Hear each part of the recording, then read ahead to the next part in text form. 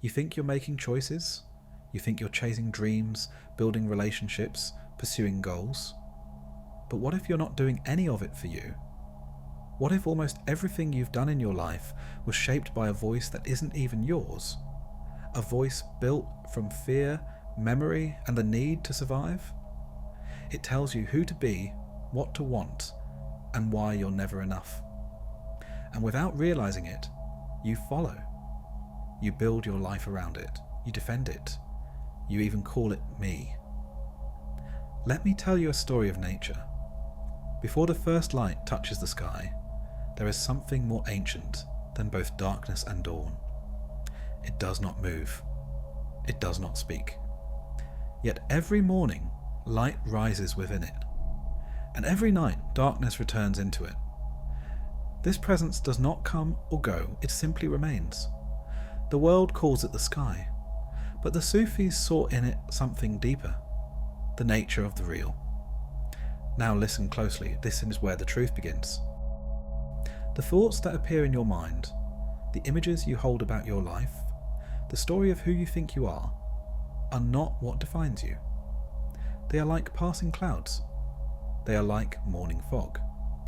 At first, they seem solid, full of meaning, but stay still long enough, and you'll see they disappear. Everything that defines itself by form or feeling is temporary.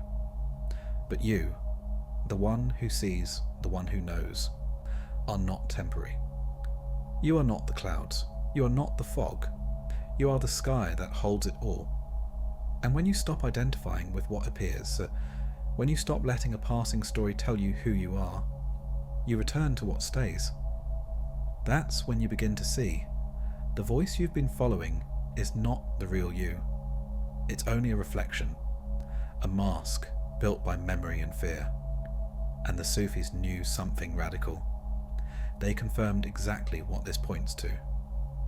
For them, the path was never about becoming something more.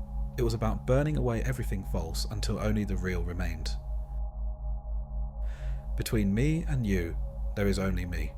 Take away the me, so only you remain. Al-Hallaj let the false self burn until only truth remains. Because truth does not arrive.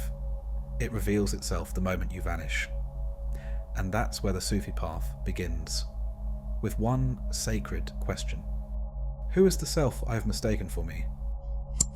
Before you can hear the real, you must come face to face with the impostor that speaks in its place. This impostor is what the Sufis called the Nafs, not just the ego in a psychological sense, but the entire false structure of you built on fear, memory and survival. It says, I want success. But what it really means is, I want to be seen. It says, I'm afraid of failure.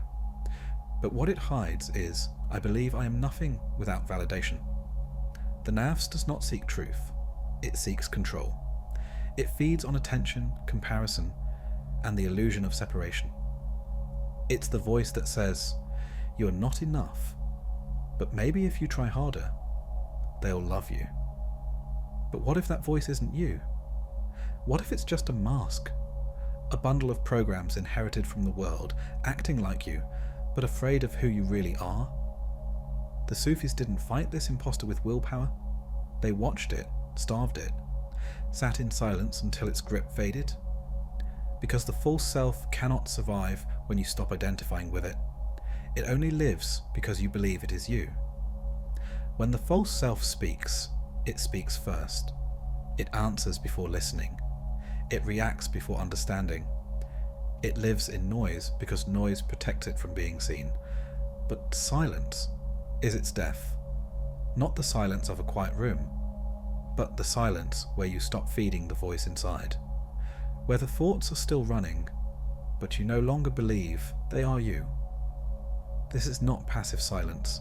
It is active, living, powerful. It is the sacred fire the Sufis entered willingly, where all illusions are burned and only truth can stand. Silence is the language of God. All else is poor translation. To the world, Al-Hallaj was a mystic, but inwardly he was a soldier, battling the layers of self that kept him from the real. he practiced khilwa, sacred seclusion, not to escape life, but to face what was speaking within him that was not life. He repeated the names of the divine, not to beg for something, but to empty the vessel, until only the named remained. In silence, he was not adding anything. He was removing everything that wasn't truth. And so must you, because until your voice becomes still, you cannot hear the one that has always been whispering beneath it. Once the false self falls silent, something extraordinary happens. Not a sound from outside, but a presence from within. Vast, unmoving, undeniable. You do not hear it with your ears. You recognize it. Not as something new, but as something ancient. Something you've always known but forgot. Ana al-Haqq, I am the truth. These words shook the world. Not because Al-Hallaj claimed to be God, but because he no longer claimed to be anything else. He wasn't speaking from ego. He was speaking after ego, after self, after division. He became a mirror, and in that mirror, only the divine looked back. What does that mean? It means the illusion of I had been washed away. The dust of fear, desire, identity band, wiped clean.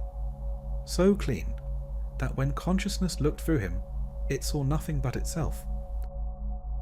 Just like a pure mirror does not hold a reflection, it simply offers it without distortion. In the same way, when the self is emptied, when the inner surface becomes still and silent, God reflects through you, not as another being, but as the only being. No personal ambition, no separate identity, no division between speaker and speech. I did not speak, the truth spoke through me. A teaching echoed by many awakened ones. This is the real. It does not shout. It does not chase. It simply is. Infinite still, and overflowing with knowing. When the self disappears, truth doesn't come. It is revealed, and that revelation is not just a realization, it is a becoming. The path is not many steps. It is one step, walked deeply. The Sufis did not offer dozens of practices. They gave you a fire and told you to sit in it until only truth remained. So here is the practice, not as instruction, but as invitation. Step into silence, not to escape your mind, but to face the voice that claims to be you. Let the thoughts speak, let the emotions rise, but do not follow, just watch. Who is the one watching? You will notice something in you is aware, but not involved. It does not react. It does not panic. It simply sees.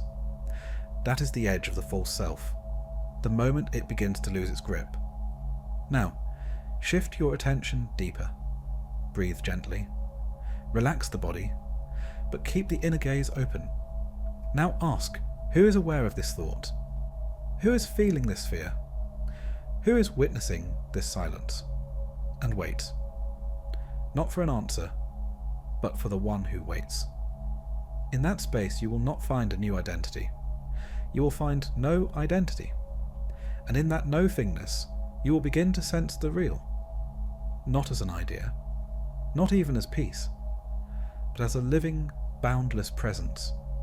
Still, aware and full of knowing. Remain there. Do nothing more. Let the illusion dissolve by itself. This is what the Sufis meant when they said, die before you die. Because when the false dies, the real begins to speak, not in words, but in being. And slowly, you begin to hear a voice that was never born, but was always waiting. To know the truth is not to gather knowledge. It is to become empty enough for truth to enter. The path of Al-Hallaj was not the path of becoming someone greater. It was the path of becoming no one, so the only one could shine without veil. This is not philosophy. It is not poetry. It is the most dangerous, beautiful, and liberating discovery. You are not who you think you are, and who you truly are, was never born and can never die. The real does not arrive through striving. It reveals itself the moment striving ends. When the seeker dissolves, when the questions vanish, what remains is not absence, but presence. That presence lives in you now. It is not far. It is not hidden. It is the one watching these words, the one breathing your breath, the one waiting for you to remember. So begin now. Step into silence. Let the false self fall away, voice by voice, layer by layer. And when only stillness remains, you will know. You were never apart. You were never less. You were always the mirror. And the one looking back was always you. Comment, I choose silence, if you're done listening to the voice that never was you.